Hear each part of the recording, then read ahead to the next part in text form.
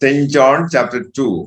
आज जो हम अध्याय को पढ़ेंगे वो है यूहन्ना रचित सुसमाचार उसका 2 अध्याय। फिर तीसरे दिन गलील के काना में किसी का विवाह था और यीशु की माता भी वहां थी। यीशु और उसके चेले भी उस विवाह में निमंत्रित थे। जब दाखरस घट गया तो यीशु की माता ने उससे कहा, उनके पास दाखरस नहीं रहा। यीशु ने उससे कहा, हे महिला, मुझे तुझसे क्या काम? अभी मेरा समय नहीं आया। उसकी माता ने सेवकों से कहा, जो कुछ वह तुमसे कहे वही करना। वहां यहूदियों के शुद्ध करने की रीति के अनुसार पत्थर के 6 मटके धरे थे, जिसमें 2-2, 3-3 मन समाता था। यीशु ने उनसे कहा, मटकों में पानी भर दो। उन्होंने उन्हें मुहामुह भर दिया। तब उसने उनसे कहा, अब निकाल कर भोज के प्रधान के पास ले जाओ। और वे ले गए। जब भोज के प्रधान ने वो पानी चखा तो दाखरस बन गया था और नहीं जानता था कि वह कहाँ से आया है। परंतु जिन सेवकों ने पानी निकाला था वे जानते थे। तो भोज के प्रधान ने दूल्हे को बुलाकर उससे कहा, हर एक मनुष्य पहले अच्छा दाखरस देता है और जब लोग पीकर छक जाते हैं तब मध्यम देता है, परंतु तूने अच्छा दाखरस अब तक रख छोड़ा है। यीशु ने गलील के काना में अपना पहला चिन्ह दिखाकर अपनी महिमा प्रकट की और उसके चेलों ने उस पर विश्वास किया। इसके बाद वह और उसकी माता और उसके भाई और उसके चेले कफरनहूम को गए और वहां कुछ दिन रहे। यहूदियों का फसह का पर्व निकट था और यीशु यरूशलेम को गया। उसने मंदिर में बैल, भेड़ और कबूतर के बेचने वालों को, सरफों को बैठे हुए पाया। तब उसने रस्सियों का कोड़ा बनाकर सब भेड़ों और बैलों को मंदिर से निकाल दिया और सरफों को के पैसे बिखेर दिए और पीड़ों को उलट दिया। तब कबूतर बेचने वालों ने से कहा, इन्हें यहाँ से ले जाओ, मेरे पिता का घर को व्यापार का घर मत बनाओ। तब उसने चेलों को स्मरण आया कि लिखा है, तेरे घर की घुन मुझे खा जाएगी। इस पर यहूदियों ने उससे कहा, तू जो यह कहता है तो हमें कौन सा चिन्ह दिखाता है? यीशु ने उनको उत्तर दिया, इस मंदिर को ढा दो और मैं इसे 3 दिन में खड़ा कर दूंगा। यहूदियों ने कहा, इस मंदिर के बनाने में 46 वर्ष लगे हैं और क्या तू उसे 3 दिन में खड़ा कर देगा? परंतु उसने अपनी देह के मंदिर के विषय में कहा था। अतः जब वह मुर्दों में से जी उठा तो उसके चेलों को स्मरण आया कि उसने यह कहा था और उन्होंने पवित्र शास्त्र और उस वचन की जो यीशु ने कहा था प्रतीति की। जब वह यरूशलेम में फसह के समय पर्व में था तो बहुतों ने उस चिन्हों को जो वह दिखाता था देखकर उसके नाम पर विश्वास किया। परंतु यीशु ने अपने आप को उनके भरोसे पर नहीं छोड़ा, क्योंकि वह सबको जानता था और उसे आवश्यक न थी कि मनुष्य के विषय में कोई गवाही दे, क्योंकि वह आप ही जानता था कि मनुष्य के मन में क्या है। Dear friends, in the last chapter, in the last session, we have seen Jesus was baptized by Saint John. और जैसा कि हमने पिछले अध्याय में पिछले हफ्ते में देखा था कि यीशु को यूहन्ना बपतिस्मा देने वाले ने उसको बपतिस्मा दिया था। John the Baptist was not ready to baptize Jesus Christ. और जो यूहन्ना बपतिस्मा देने वाला था वो तैयार नहीं था कि वो यीशु को बपतिस्मा दे। However, Jesus compelled him to baptize him. और यद्यपि यीशु ने उसको कहा कि वो उसे बपतिस्मा दे। Dear friends, we know Jesus Christ is the Son of God. हम जानते हैं कि यीशु जो है वो परमेश्वर का पुत्र है। Jesus had no sin in his life. और यीशु ने अपने पूरे जीवन में कोई भी पाप नहीं किया। Baptism is a sacrament to wash all our sins. और ये बपतिस्मा जो होता है वो एक रीति होती है कि वो हमारे हर एक पाप से हमें शुद्ध करता है। That is the need for water baptism.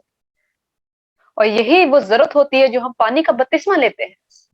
John the Baptist felt no need of baptizing Jesus Christ with water.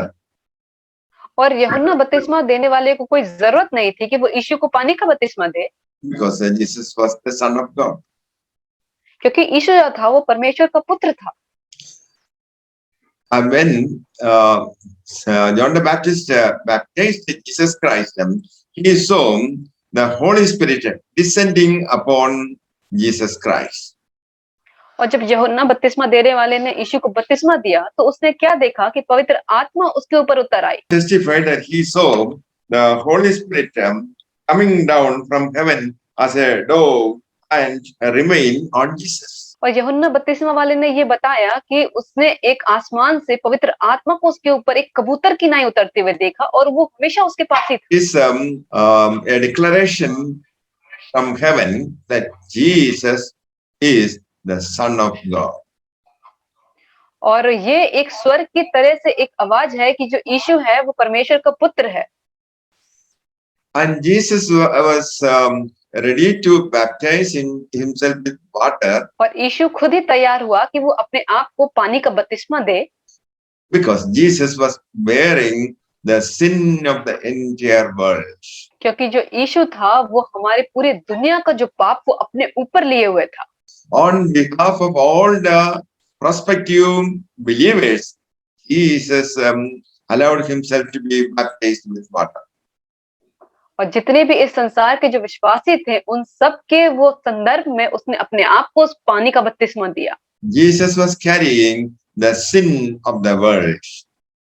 क्योंकि यीशु जो था वो उस संसार का पाप लिए हुए था। So Jesus was ready to be baptized by water. इसीलिए यीशु तैयार हुआ कि वो अपने आप को पानी का बपतिस्मा दे। And we have seen that the Holy Spirit came upon Jesus Christ. और हमने ऐसा देखा कि यीशु के ऊपर पवित्र आत्मा आई। So by the authority and power of heaven, Jesus started his public ministry. और उस स्वर्ग की ओर से जो हक उसे मिला था, जो उसे अथॉरिटी मिली थी, उसी के माध्यम से उसने संसार में अपने प्रचार को शुरू किया। In the beginning of our second chapter, we see Jesus and his disciples and followers attending a marriage function in Cana. और जैसा कि दूसरे अध्याय के हमने शुरू में ही देखा है कि यीशु, उसके चेले और उसके जो मानने वाले थे, उन्होंने एक शादी के घर में वो वहां निमंत्रण में गए हुए। So they were invited to attend the wedding ceremony. और वो वहां पे निमंत्रित किए गए थे कि वो एक शादी के घर में वो वहां पे आए। Jesus and his relatives were also there. और यीशु और उसके रिश्तेदार भी वहां पे थे। Mary, mother of Jesus Christ, approached Jesus Christ with a request. और मरियम जो यीशु की माता थी, उसने यीशु से एक रिक्वेस्ट की। There was a shortage of wine. क्योंकि वहां पे दाख मधु की कमी हो गई थी। They have no more wine. That is the problem. और वहां पे बिल्कुल भी दाख मधु नहीं थी, यही वहां की समस्या हो गई थी। Because the number of people who attended the wedding function was more than what they expected. क्योंकि उस शादी के भोज में जितने भी लोग उन्होंने बुलाए थे, उससे उनकी उम्मीद से ज्यादा वहां पे आ गए थे। Probably many people accompanied Jesus Christ and knowing that Jesus was there, they also gathered there. और हो सकता है कि बहुत सारे लोग इसलिए भी आए हो क्योंकि उन्होंने सुना कि यीशु वहां पे है, तो उसकी वजह से लोग आ गए हो। Anyway, there was a scarcity of wine. और जो भी कुछ वजह हो रही हो, वहां पे दाख मधु की कमी पड़ गई। So at that time, Mary asked Jesus Christ to do something. और ऐसे में मरियम ने यीशु से कहा कि तुम कुछ करो। When this matter was reported to Jesus Christ, Jesus asked them, "Dear one, why do you involve me?" और जब भी ये समस्या यीशु के पास पहुंची, तब यीशु ने कहा कि तुम मुझे इन सब में क्यों लेकर आते हो? And Jesus said, "My time has not yet come." और यीशु ने कहा कि मेरा समय अभी नहीं आया है। So Jesus, upon receiving the Holy Spirit power, is about to do public ministry. और यीशु को जो पवित्र आत्मा मिली थी, वो इसलिए मिली थी ताकि वो संसार में जाके अपने मिनिस्ट्री को कर सके।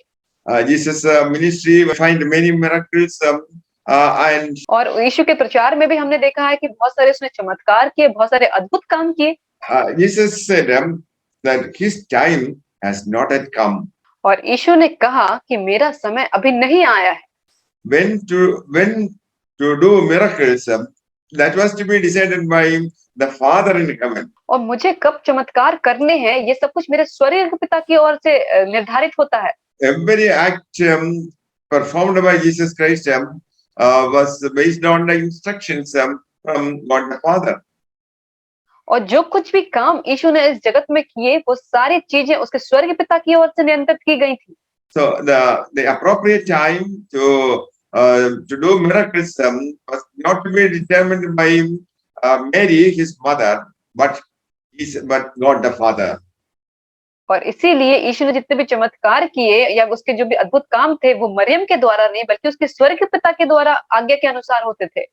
Jesus was waiting for the instruction from the Heavenly Father.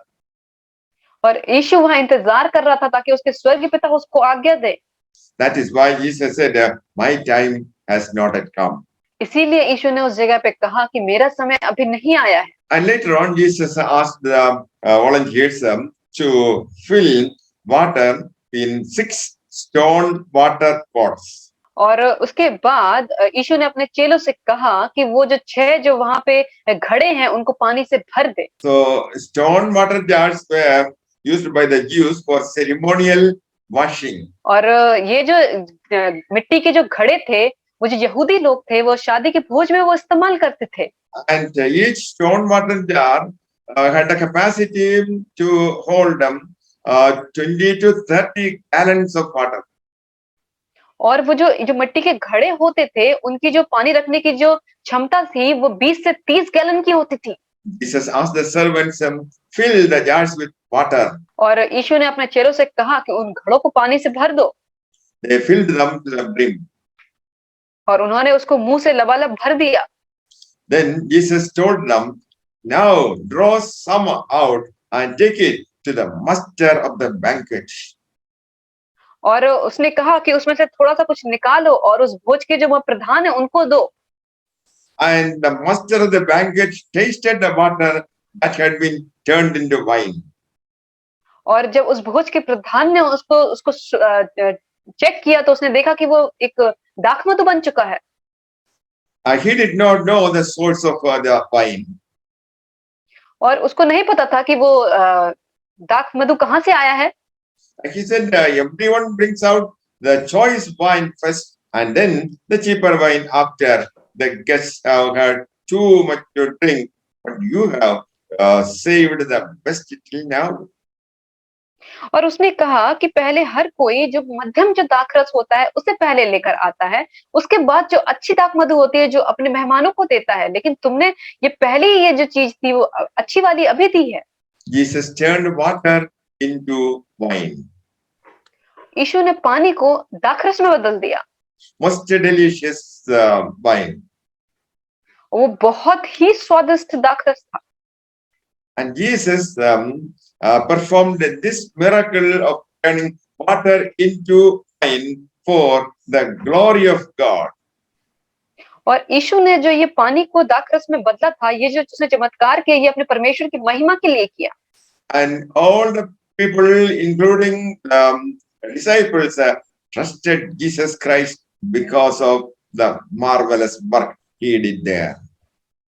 और उसके बाद वहां पे जितने भी लोग थे उनके चेले थे उन सब ने यीशु पे विश्वास किया इसकी बदौलत कि उसने इतना अद्भुत चमत्कार किया।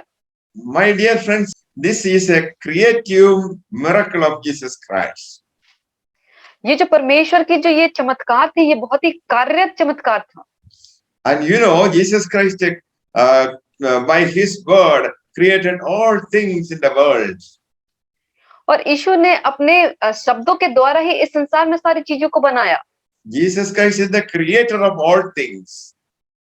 क्योंकि यीशु जो है वो सारी चीजों का वो बनाने वाला है। Jesus Christ started his public ministry by with a creative miracle. और परमेश्वर ने इस संसार में अपने जो सुसमाचार का प्रचार किया ये सारे अद्भुत चमत्कार के द्वारा। Then Jesus went to Jerusalem.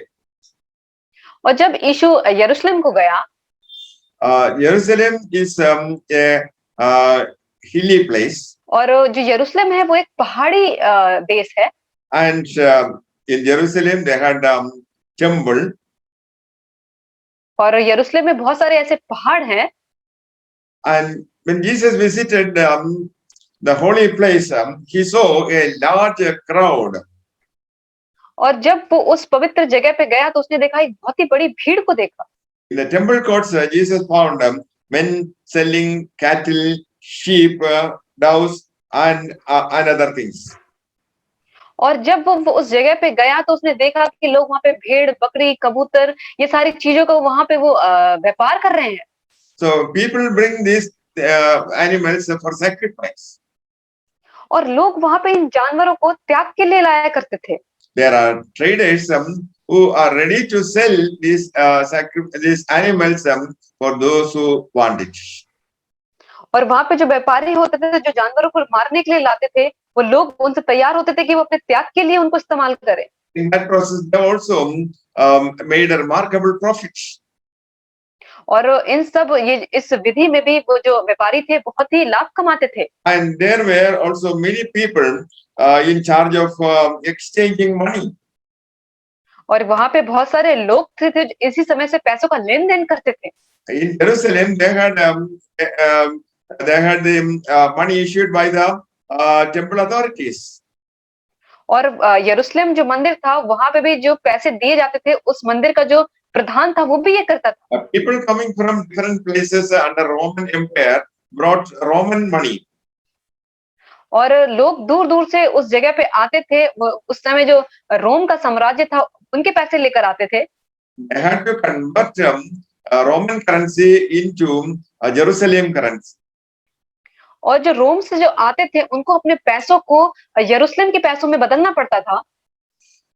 It became a marketplace. और वो एक बिल्कुल एक व्यापार की जगह बन गई थी। There was buying and selling.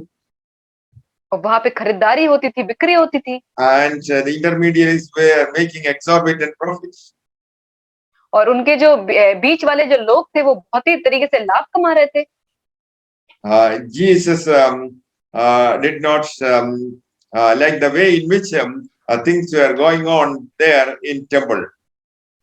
और यीशु को वो चीजें पसंद नहीं आई जो यरूशलेम मंदिर में ये सारी चीजें हो रही थी। So Jesus made a trip out of pots and drove all from the temple area. और यीशु उस जगह पे आया और उसने सारी चीजों को, सारे सामान को फेंक दिया। He drove away the sheep and cattle.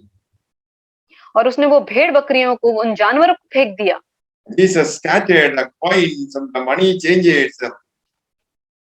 और वहां पे जो सिक्के थे, जो वहां पे वो पैसे बदल के लेकर आते हैं, उन सबको फेंक दिया। And Jesus also overturned their tables. और उनकी जहाँ पे वो कुर्सियां थी, टेबल थे, उन सबको उसने पलट दिया। And to those who sold doves, he said, "Get these out of here." और जो वहां पे खरीदारी बिक्री करते थे उनसे कहा कि तुम यहाँ से चले जाओ। How dare you turn my father's house into a market? और तुम्हारी हिम्मत कैसे हुई, तुमने मेरे पिता के घर को डाकू के खो बना के रखा है। There was total chaos and confusion. और वहां पे बहुत ही चिल्ला चिल्ली सब होने लगी। People were running here and there. और लोग वहां से इधर-उधर भागने लगे। Because this was quite unexpected.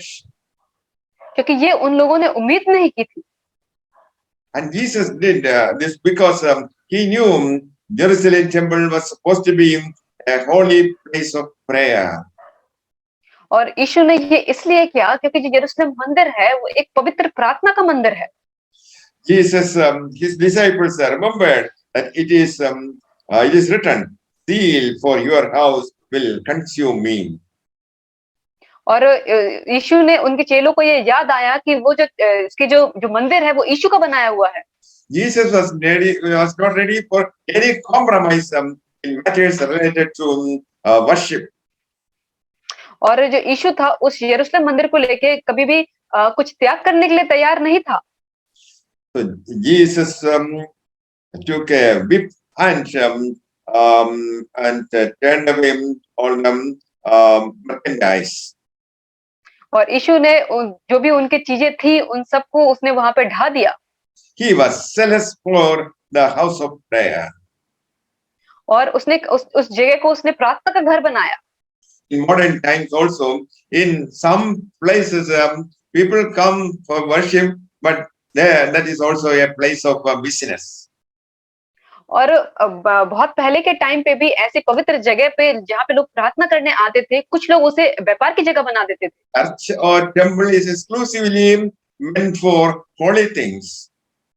और जो मंदिर होते हैं, जो गिरजाघर होते हैं, वो स्पेशली सिर्फ प्रार्थना के लिए बने होते हैं। So we believers living in modern times should make sure the topmost priority should be given to worship in spirit and truth. और इसीलिए हम सब जो विश्वासी हैं, उन्हें हमें जो है कि हमें अपने आत्मा में प्रार्थना जो है, उसे हमें सबसे ज़्यादा महत्व देना चाहिए। Not rituals and other practices to in such places. और जो भी हमारी रस्म होती है, जो त्याग होती है, उन चीज़ों पे नहीं करनी चाहिए। That is not pleasing to God. क्योंकि ये सारी चीज़ें परमेश्वर को खुश नहीं करती। That will deviate attention of the believer from और worship. और ये सारी चीज़ें जो हैं वो जो लोग परमेश्वर की आराधना करते हैं, उनकी तरफ लेके जाती है। We should also have seal that is shown by Jesus Christ. और हमने उस चीज़ों को भी देखा जो परमेश्वर ने हमें दिखाया है।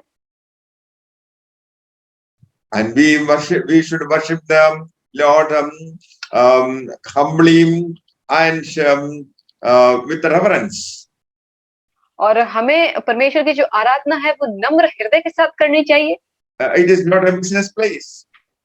क्योंकि ये एक व्यापार की जगह नहीं है। We should not collect money from the people for prayer and other things. और हमें उस जगह पे कोई प्रार्थना के लिए हमें कोई उनसे पैसे नहीं लेने हैं। Jesus wants obedience and not money and other things. क्योंकि परमेश्वर हमसे केवल आज्ञाकारिता मांगता है, वो पैसे नहीं मांगता। But unfortunately, many people make huge amount of money in places of worship. और दुर्भाग्य से बहुत सारे लोग ऐसे हैं जो बहुत सारे पैसों को लेते हैं इन सब जगह के लिए। So the Jewish leaders questioned Jesus Christ, by what authority you are doing all these things?